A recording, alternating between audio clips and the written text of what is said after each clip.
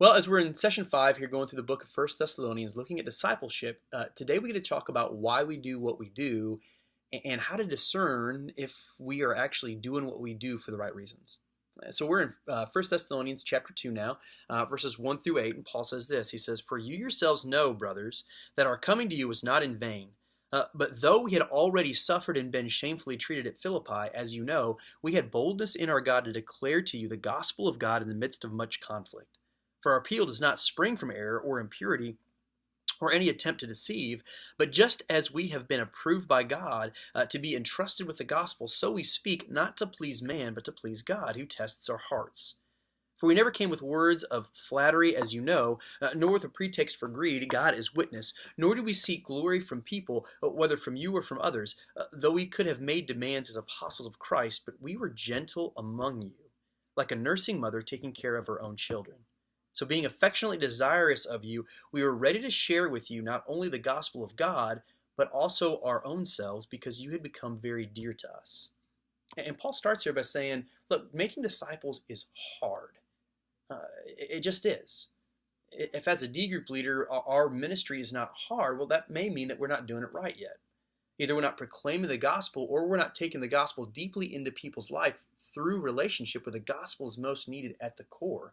Where, man, I need the good news of a God who loves me desperately in Jesus Christ. And Paul says in the middle of that hardship, we keep proclaiming the gospel, waiting on God to move because of why we're doing what we're doing. That we endure this hardship, we endure this difficulty because we're just following the call of God in our lives. That we want to please a God who has rescued and loved us and been gracious to us in Jesus Christ, to know him more, to join him in his work, and that's why we do what we do.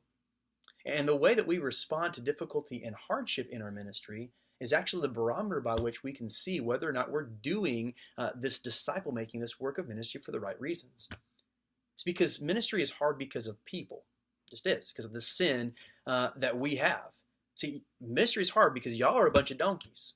You're a bunch of donkeys like I'm a donkey, right? Just sinful and self-absorbed and selfish and really resistant to change because I'm about me all the time. And in ministry, when I encounter people that are just as sinful and selfish as I am, how I respond then is an indicator of whether or not I am ministering to people out of the right heart in the first place.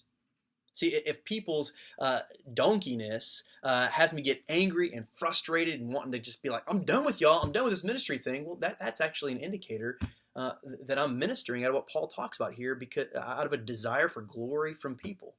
See, you are resistant to my ministry to you. You're frustrating my desire for glory from you and from this ministry. And because you're frustrating that false motive, that false idol, that false God, I'm angry at you because you're messing up this whole plan.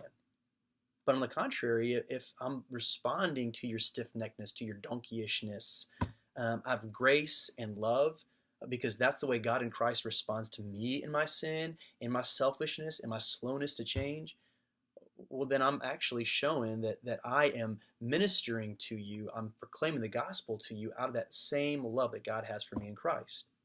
That freedom that God has given me to love as I have been loved is what allows me to respond to those stiff-necked people and in gentleness, like Paul talks about in verse 7, being gentle among these people like a nursing mother taking care of her own children. That's the way God is towards us continually in Christ.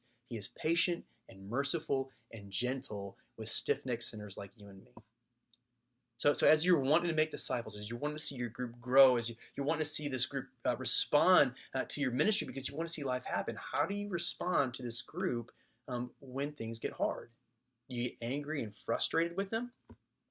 Or are you being gentle and patient and gracious, continuing to lovingly declare the gospel to them, even though you're coming up against resistance? Because if you're angry, if you're frustrated, if you're about ready to chuck this thing, it may be because you're expecting some kind of glory out of this deal rather than just humbly following what God has called you to in his graciousness in Christ Jesus. So where are you right now on this Tuesday as you're thinking about your people, about your group? That's an indicator of our hearts and why we do what we do.